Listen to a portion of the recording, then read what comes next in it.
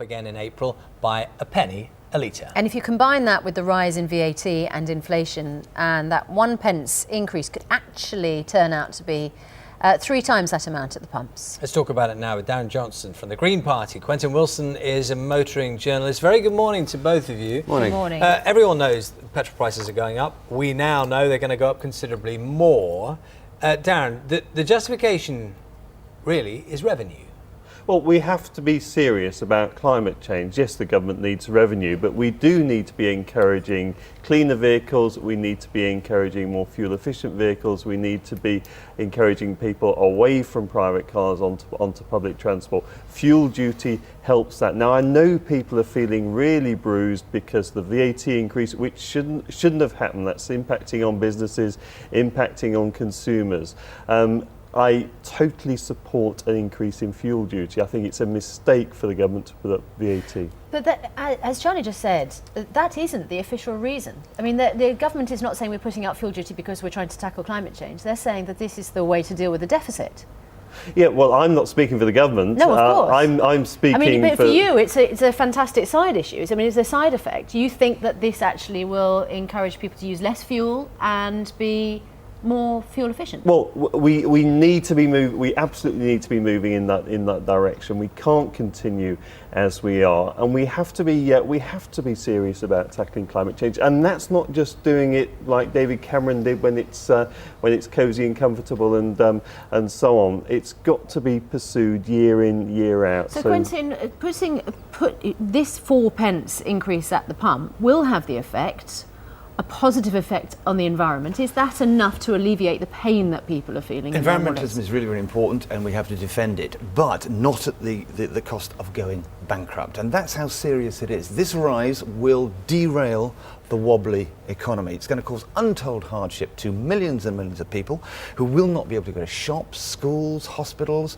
who are really having to travel and spend less. And the irony is, actually, the receipts for the Treasury will be wiped out because they will not be spending because they cannot go out in their cars. Now, if you do this, you will trigger more inflation, which will trigger a hike in interest rates. It is like we've got the plane out of the nosedive, we've pushed the nose up, and then someone decides to switch off the engine. So, Darren, I mean, is that a conundrum for you? I mean, on the one hand, you're saying, anything that gets people to think seriously about the use of cars and, the damage we're doing is a good thing. Yeah. But the Green Party cannot be a party that is immune to the issues of the economy. I don't want to see businesses wrecked. I don't want to see businesses go bankrupt. I think the government's mistake was to put up VAT.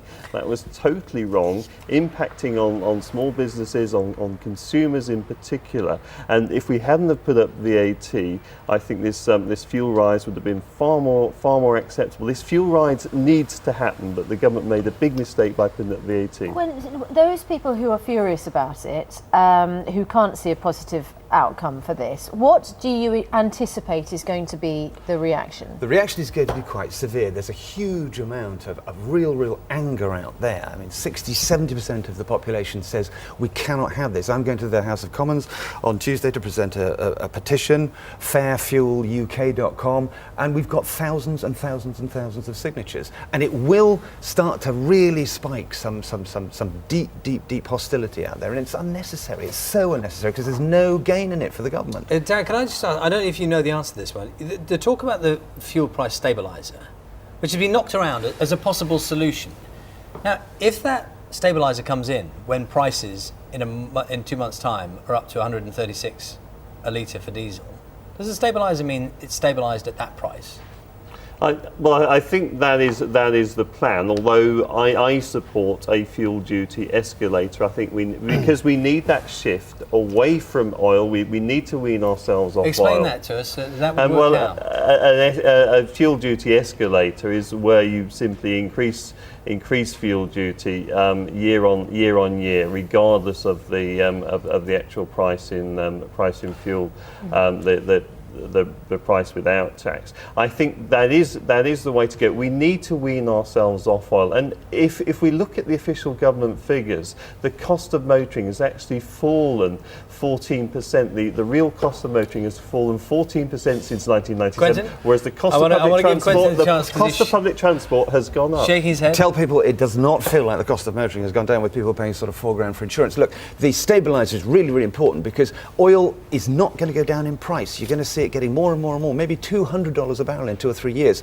If you don't have a stabiliser, we're in deep trouble, because speculators are out there driving out the price of oil. It will go up and up and up. It's not just demand. We need to protect our economy from these market forces that are distorting the prices. We've got lots of emails and texts on this that we'll bring you throughout the programme, but for now, Darren, and to Quentin, Thank you. thanks very much indeed.